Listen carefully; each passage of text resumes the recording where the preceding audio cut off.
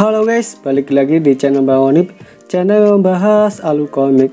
Di video kali ini gua mau ceritain Against the God part 1 dan 2. Dikisahkan seorang pemuda bernama Xiao Ce. Di kehidupan pertamanya terbunuh karena racun. Racun ini berada di dalam semangkuk sup yang diberikan kepada bibinya yang bernama Xiao Lingxi. Hanya saja Lingxi tidak tahu bahwa sup itu berisi racun karena sudah ditukar sama Xiao Yulong. Setelah meninggal, di kehidupan kedua, Xiao Ce lahir kembali menjadi seorang bayi. Bayi ini ditemukan oleh kakek tua bernama Yungu. Lalu bayi ini diberi nama Yunce. Ia tumbuh kembang menjadi seorang sen medis, di mana ilmu sen medisnya diajarkan oleh Yungu. Beberapa tahun kemudian, Yungu mati terbunuh. Di umur 24 tahun, Yunce membunuh beberapa juta orang untuk membalaskan dendam gurunya menggunakan racun Sky Potion Por. Banyak sekte mengajar dia demi mendapatkan Sky Potion Por. Sky Potion Por ini diberikan Yungu kepadanya. Di saat terpojok, Yunce menelan Sky Potion Por, lalu bunuh diri melompati tebing, di mana tidak ada seorang pun berani untuk turun melihat dasarnya. Siapa orang yang turun dipastikan tidak pernah kembali. Di ambang kematiannya, saat itu Sky Potion Por bersinar. Tak tahu yang pasti, tiba-tiba dia bereinkarnasi kembali menjadi Xiao Ce yang telah diracun. Kini dia terbangun. Di samping itu, Lingxi begitu mencemaskannya, yang tak kunjung bangun setelah memakan sup dan akhirnya terbangun. Sementara itu, Lingxi berpamitan pergi akan menemui kakeknya. Di situ pikiran Xiao Ce berkecambuk atas kejadian barusan. Ia memikirkan Sky Potion Por-nya telah menyatu pada tubuhnya. Racun yang diberikan oleh Yulong berhasil dinetralisir. Mau dikatakan kejadian itu hanya mimpi, tapi di kehidupan ini kemampuan medis dari kehidupan yang lalu tidak hilang. Dan segala ingatan yang lalu masih dia ingat. Sekarang ini Xiao Ce tak perlu memikirkannya dulu. Tapi yang pasti, di kehidupan ketiganya adalah hari di mana ia menikah dengan King Yue, gadis paling cantik di negaranya. Umur mereka sama-sama 16 tahun. Yulong ini suka sama King Yue, sehingga dia merencanakan sesuatu untuk menggagalkannya. Dalam dunia ini, semua orang memiliki kekuatan, terbagi menjadi beberapa bagian. Paling dasar elementary mistik, dan yang paling tinggi sovereign mistik. Di atasnya itu, belum ada yang bisa menebusnya di benua ini. Kekuatan mistik menjadi penentu posisi dan aturan segalanya, yang artinya siapa yang kuat akan dipuja dan dihormati, sebaliknya yang lemah akan ditindas.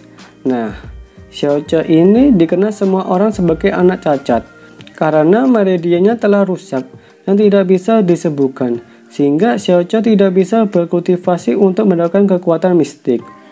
Semasa hidupnya selalu dihina dan dianggap sampah. Sedangkan King Yue adalah gadis yang berbakat berkultivasi.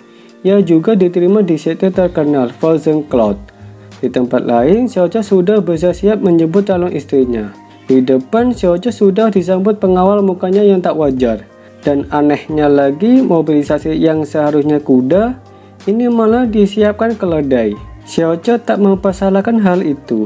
Berangkatlah mereka. Di tengah perjalanan, banyak orang yang iri kepadanya hingga melontarkan kata-kata yang merendahkan Xiao Ce. Dengan sigap pengawalnya memberikan pelajaran kepada mereka, sehingga mereka muntah-muntah menghirup aroma melati. Setelah itu sampailah mereka ke tujuannya.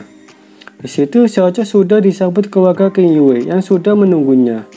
Begitu senangnya Yuanba mempunyai kakak ipar sepertinya. Ia tak sadar bahwa cengkeramannya terlalu kuat bagi Xiao Ce. Ia mau pingsan. Beberapa saat King Yue keluar dari ruangannya, dan mereka berdua pergi menaiki tandu menuju aula. Singkat cerita, mereka sudah sampai. Di sana, para tetua sudah berkumpul. Nampak wajah tetua tidak senang akan pernikahan Xiao Ce dengan King Yue. Tapi situasi di situ dapat dikondisikan oleh ketua Li, kakek dari Xiao Ce. Upacara pernikahan berjalan lancar. Malam hari pun tiba. Malam pertama Xiao Ce tidak berjalan baik. King Yue tidak mau disentuh Xiao Ce. Meskipun begitu, ia cukup bahagia melihat istrinya begitu cantik. Alasan Qin Yue mau menikah dengan Xiao Ce karena janji ayahnya dengan ayahnya Xiao Ce. Xiao Ce menggoda Qin Yue. Naasnya dia terlempar. Alhasil Xiao Ce harus tidur di luar. Setelah menikah, Qin Yue harus kembali ke sekte 1 bulan kemudian dan tidak boleh berhubungan badan. Akan membuatnya kesulitan berkultivasi. Malam pertama Xiao Ce yang lagi tidur di luar sambil jalan-jalan di halaman. Tiba-tiba Skeposaurus di tangannya menyala dan mengarahkannya pada tumbuhan yang bernama Starhydon. Total ada 2. Tumbuhan ini adalah barang langka yang sangat berharga. Kemampuannya membuat manusia menjadi tidak terlihat. Kemampuan Skeposaurus tidak hanya menetralisir racun saja, tapi bisa digunakan sebagai ruang penyimpanan. Saat akan pergi, matanya tertuju ke benda aneh. Saat didekati, itu adalah gadis kecil yang terbaring di tanah. Saat menyentuh pipinya, tangan Xiao Ce langsung terkena racun yang mematikan. Ia merasakan kesakitan. Untungnya dengan cepat semua itu bisa dinetralisir dengan Skeposaurus-nya. Gadis itu bangun dan sadar mengetahui Xiao Ce memiliki Skeposaurus. Dengan cepat, gadis ini menggigit jari Xiao Ce dan menghisap darahnya, lalu masuk ke dalam Skeposaurus. Saat dicek, gadis itu kembali tidur telanjang bulat.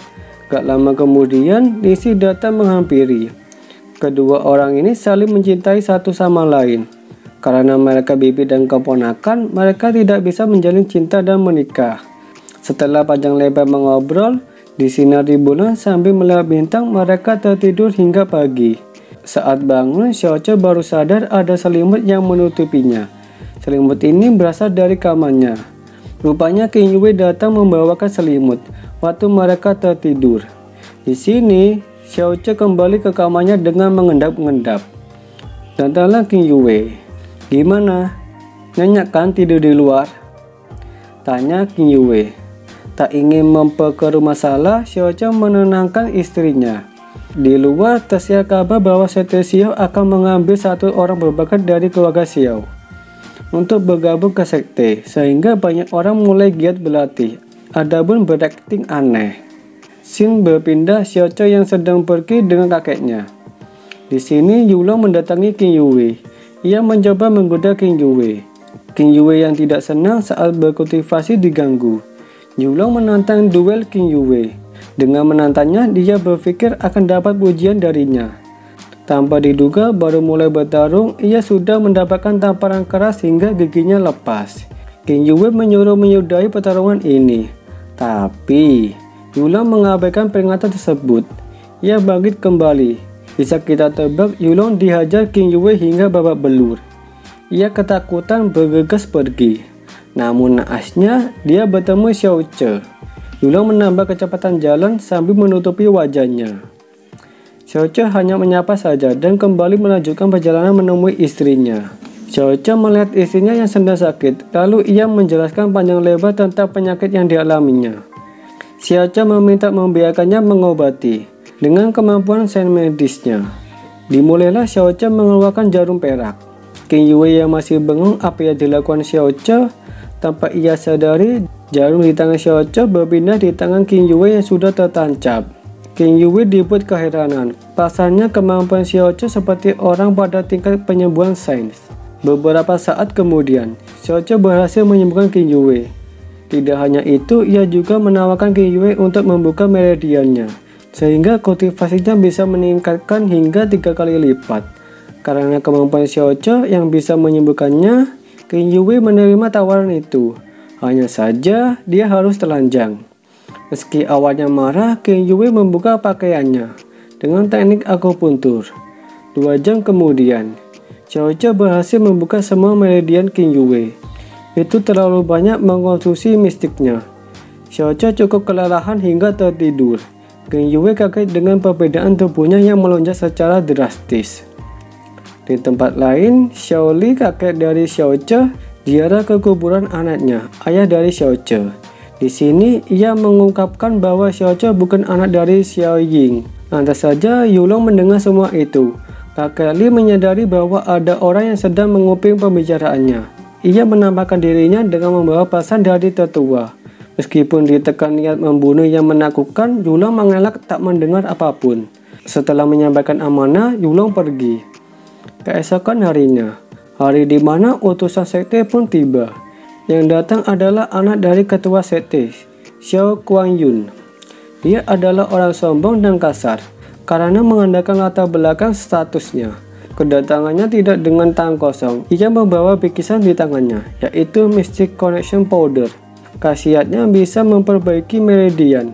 Saat Kuan Yin keluar untuk melihat area di sekitar, tanpa sengaja melihat Qing Yue melintas.